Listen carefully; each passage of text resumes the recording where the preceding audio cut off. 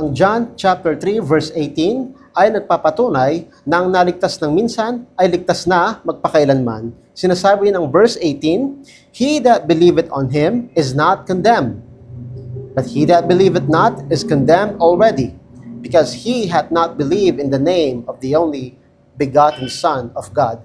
Ang mga sumampalataya kay Kristo, wala nang hatol sa kanila. Kapag sumampalataya ka kay Kristo, wala ka ng pananagutan para mapunta sa impyerno. Lahat ng ito ay napunta sa ating Panginoong Hesukristo. Lahat ng mga kasalanan na dapat sa iyo ay ihahatol, napunta na sa Kanya kapag ikaw ay sumampalataya, dahil Siya ang nagbayad ng lahat ng kasalanan ng tao sa buong mundo.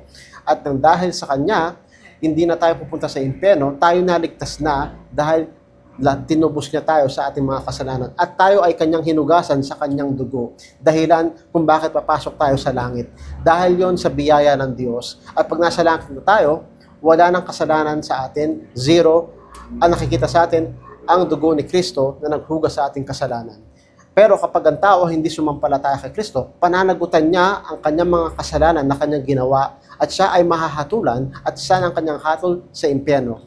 Ang tao kapag nagdesisyon na hindi sumampalataya dito sa lupa, siya'y nahatulan na. Araw na lang ang sasabi kung kailan siya pupunta doon. Kaya kailangan mo sumampalataya sa Panginoon para hindi ka mahatulan. Ito ang patunay na mga sumampalataya o ang mga naligtas ng minsan ay ligtas na magpakailanman.